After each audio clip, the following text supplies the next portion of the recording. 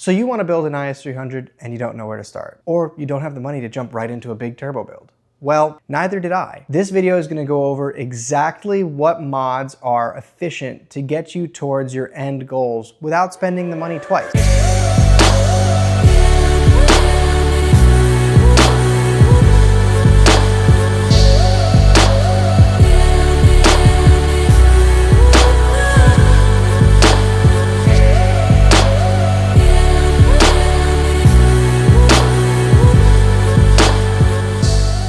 This is the IS300 mod hierarchy video. I'm Henry, this is the Speed Culture channel, and today we're gonna go over how to mod your IS. Let's do it. So I'm sitting down with you today because I've seen a ton of stuff on the internet that go in every direction. There's no good, solid roadmap, and I wanna kinda share my experience on how I got here. This is my dream IS. I bought this car when I was 15 years old, and the goal was always to put a turbo motor in it. I didn't have the money at the time. I didn't also have really the know-how. I learned a lot when it came to this car. And if you don't have the money, you're also gonna have to learn a ton. If you have the money, you could afford to send it off and have other people do the work, which is completely fine. Everybody has a way of building. You don't have to do it like I did. But at least this video will help you choose what modifications are the most efficient. So let's start out with step one: wheels, tires, and suspension. That transforms a car in looks, in driving, in the way you feel about it, everything. The first thing that I did was Fortunato 500 coilovers and TE37s. The wheel specs that I had originally gone with were 17 by 9.5 plus 40 TE37 RT. Those are my original TEs. Those were great wheels. That was a great setup, and you can see a picture of it here. I loved the way that car worked. It was bone stock, factory on the inside. It was lowered, but it looked incredible. I got to take my friends out and I got to enjoy the journey. Plenty of people I know get the car, immediately pull out the motor and start a 3-4 year build. If you have the luxury of doing it in 6 months, you have a lot of money. Other people like me don't have the money to be able to put a car down and just turnkey, throw money at it until it works again. That's why my RX-7 looks the way it does. I wanted to be able to grow with the car, get to a point where I realize and I have the need for the next upgrade so that you appreciate it that much more. You create a better relationship with the car, a better relationship with money, with cars in general. And I think that is the recipe that curates longevity. Longevity of the car, longevity in your relationship with it, and keeping it. The end goal is to keep it. Too many people I know build a car, sell a car, build a car, sell a car, because they get to a point where it's done and they get bored. I'm constantly not bored because I have to keep building this thing because I love the pursuit of perfection. Anyway, wheels, tires, suspension. Changes everything. The car is not a fast car from factory. You'll know that. If you're driving a NAIS, it is plenty of fun, but it is a momentum car, meaning you have to get it fast and keep it there. And in order to keep it there, you need good suspension setup to be able to set it up on turns. And then after that comes brakes. A good quality brake system really bridges that gap. You could start with LS400 brakes or Supra brakes. The LS400 brakes are actually a better setup as they're a little bit lighter than the Supra brakes. They still, I believe, fit under factory wheels. So even if you wanted to keep a factory setup, you can set it up like that. I went with the Figs Engineering 330 millimeter racing brake caliper upgrade with 2-piece rotors up front, and I kept the factory stocks in the rear. 75% of braking is done up front. Do I want a rear big brake kit? Hell yeah. It'll look 10 times better. Is it in the budget right now? Probably not. So, you know, take it as you go. Doing brakes, wheels, suspension lightens up rotational weight, which translates to weight you can actually feel. The car will feel lighter. It'll be lighter. From factory, these cars weigh about 3,400 pounds, maybe a little bit north of that. And as you start to pull weight out of it via brakes, suspension, seats. Seats made my car feel a ton faster when it was NA. I think those factory seats weigh like 70 pounds each. Going to the Recaros, which I think are in the 20 to 30 pound range, really lightened the car up, and I swear I felt 10 times faster. That brings me to exhaust. I did a 3-inch SRP exhaust when I had the car NA. The SRP exhaust sounded great. It made me feel like the car was faster, which again, it made me happier. I was really excited about it. But not only that, I still have that same exhaust on this car because I went with 3-inch piping. And that 3-inch piping is gonna be fine if you're wanting to make 600-700 horsepower at one point. If you're wanting to make 8, 9, 1,000, that's when you're gonna have to start upping the exhaust flow, meaning you're gonna need larger piping. But 3-inch is gonna be more than enough for your 600-700 horsepower street car. So 3-inch piping, whether you do a custom exhaust, a Greddy rear catback, anything along the way, it doesn't matter. It's all available. I think that's a great upgrade. Now, are headers a good upgrade on an NA car if you wanna go turbo one day? I'm gonna say no, because that's money you're never gonna get back and you're not getting a ton of gains. If you wanna keep the car NA and you really wanna chase that NA setup, then by all means, do your headers. But that money is better spent on a turbo manifold when you wanna go turbo, if you wanna go turbo. So again, this changes per plans of everybody's car. That goes over wheels, suspension, brakes. The next was Aero. I actually did Aero right before exhaust, and then that was right before the seats. Aero that I did was the OEM TRD kit, and I really enjoyed the way that looked. It was a fun setup. It looked super cool. It made the car a little bit lower, so I was able to have a functional setup in terms of height and really use it. There are 10 or 11 different factory bumper options for this car. Put a poly bumper on it. I went ahead, I put a fiberglass one on it because I love Vertex, I love the way this looks. Do whatever you feel. I obviously went outside that realm. If I had to do it again, I'd probably put a Neo V2 on it, as well as the Neo V2 side skirts or the Modelista side skirts, and a Modelista rear. I still want a Modelista rear for myself. That would be a cool setup. But let that evolve over time as well. The money can't really be lost in Aero. You'll make your money back. You can play around with it. That's all style. But we're talking here more performance. So let's go back into that. Rear end. If you want to pep the car up and you're not quite ready for power yet, put the FRS 410 diff in it. I have that on my car now. I wish I had done that years ago. It wakes the car up. It feels so rowdy. Granted, the car is making a ton of power, but even when it was NA, that would have been a awesome setup. That probably would have been the first thing I did to make it feel a ton faster.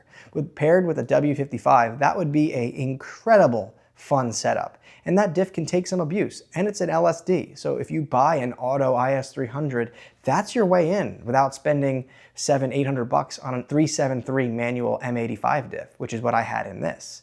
The 393 LSD, which comes in the automatic LSD option cars, is another good option, but they're again a little bit more money and they're still old differentials. The F86 and FRS differential is readily available and I got mine for $200. So if you're gonna make a fun upgrade that really wakes the car up NA, that's an amazing choice. From there, I did a steering wheel. You don't have to do steering wheel, that's completely up to you. I did one because I wanted one. I drove the car as is and I loved it that way. I really did. And what I did was I waited for deals to pop up to start piecing together my JZ setup. So eventually I got lucky and I found an entire 1JZ drivetrain that was with an R154 that's still in the car, as well as a 1JZ. The head is still in the car. That 1J block is gone like motors ago.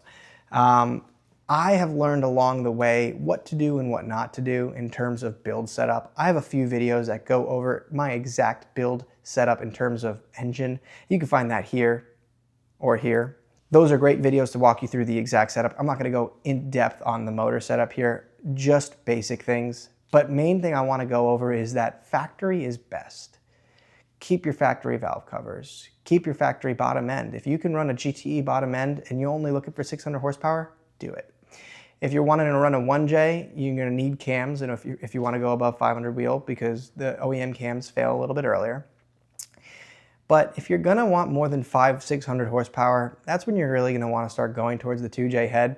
I love the 1J head, I do a ton, but if I were to rebuild it, it's a hard time finding 1J head parts. At this point, it's built and it's done, and I went through the pain. So I'm happy it's here. It makes incredible noises. It revs super high and it's super fun. But finding parts for it can be a pain. And if I was faced with the decision to try to rebuild this head and I had to rebuild another one because this one wasn't usable, I'd probably end up going with a 2J head, getting a GE VVTi head and building it. Because at the end of the day, if you're going to spend the money, spend it in something that you can reuse, you could find parts for.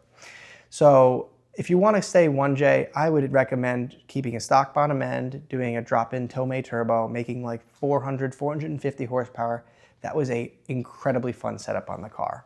If you're going to want more, go to the 2J setup. If you're silly like me and you really want that 1.5J, you could follow my build recipe and you'll know that it works. But if you're doing it from scratch and you only want 4 or 500, stick with the 1J. Above that, go ahead and put a 2J in it. A non-VVTi GE bottom end will be your way in for cheap.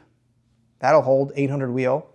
Do a VVTi GE head, build it. Put 264 cams in it if you want it for the street. Put 272 cams if you want it to be a little choppier, but not as streetable. That setup will yield happy, fun results. Now let's talk transmission. I'm running an R154 from a JZX Chaser, which is the tripod R154. I like this transmission. I like everything about it. I like the way it shifts. It's smoother than a regular R154. I'm running an ACT 6-puck clutch, and I love that clutch. However, it's a little rough. When I have the AC on and my wife in the car, she'll complain. I'll never complain. She likes to tell me that I drive the car so seldom that I forget how to drive it, but it's not truth. When you're running AC and you're at a stop, it's gonna be a little rough from first gear. If I'm not running AC, I'm pretty smooth with it. The car, it's completely fine. But when you're running AC, it's a little harder to be super smooth with this clutch. If it was running a twin disc, it'd be a lot easier, but it's also a lot more money. And to me, I don't want to spend the money on that clutch when ideally I want a different transmission. Like I said, I love the R154, but if I were to go to another setup, it would be a T56, a Magnum, preferably, I believe. And that is mainly because the gearing in the R154 is incredible, but it's missing that 6th gear. It's something the car has always been missing for me. Right now with the 410 gearing, it's a little bit much on the highway. Around 80 mile an hour, I am sitting at around 3,300 RPM, which just gets a little annoying over time. I'm nitpicking, but I really do drive this car almost every day when I can. So to me, driving it to work is fun, but if I could put it in 6th gear, then really I can get into it when I want, but just turn it off when I don't. And that's how I feel about the RX-7. The gearing is incredible. I can be chilling at 100 miles an hour at like 2,000 RPM and, you know, it's quiet, it's happy, and I love that. Growing a little bit older, I think that's a little more important to me. So T56 would be the end goal. And with that transmission, you're gonna spend about 10 grand to get the right clutch. That's gonna be the setup. You'll be good for all the power in the world. I'm really only gonna stick with this 650 horsepower setup. This is perfect for me. I'm running E85, so it's a little bit cheaper day to day. It gets better gas mileage than it did when it was NA, which I always love. It gets better gas mileage than my daily, which is my GX470. I get about 20 miles per gallon on E85 if I'm trying to be really good, about 27 on 93. Again, if I'm trying to be really good. If I'm not, I'll get like 10 or 12. So, you know, it varies. But it's all smiles per gallon in every way, shape, and form. This car is as fun as can be. And would I choose another chassis to put it in? Personally, no. I get to take my wife, her sisters, my friends, anywhere they want because I've got 4 doors. I've got access to everything. And people love when an IS is clean. If you can get it to this point, it is a forgiving, rewarding vehicle. Powerhouse Racing has been incredible along the way. You're gonna wanna use as many of their parts as possible. Figs Engineering, Fortune Auto, Boost Lab. I'm running a Boost Lab Turbo, which has been great to me. And then other than that, you got a real street tensioner and really just keep it as stock as possible. And the thing will be good to you if you are good to it. Oil changes every 2,000 miles when you're running the right oil. Making sure that it has oil in it at all times, that their coolant's topped up, that you're doing your flushes, that you're doing your brake fluid flushes, you're going through your trans fluid and flushing your trans fluid, making sure fluids are everything. You know, that's what keeps everything happy. If it's running on old fluid, it's gonna start wearing on things. So you have to be able to keep up with the car as much as it keeps up with you, especially when the car is making 600 plus horsepower. Don't expect the car to live forever if you're gonna beat on it every day and not take care of it. And that's just point blank, hands down, the bottom line. that's pretty much the steps that get you here. Along the way, you could do speakers, your head units, all of that fun stuff for your creature comforts inside. I like to keep AC when you're going with other motors and turbo and stuff. AC's in this car, and it's the coldest AC of all my vehicles, and I love that. Computer-wise, you're gonna wanna stick with something that's usable for the future. That's all gonna come when you're turboing the car. You're not gonna use that when the car is NA. Link is great nowadays. I have an AEM on this car, but it's old technology and you can't get it anymore.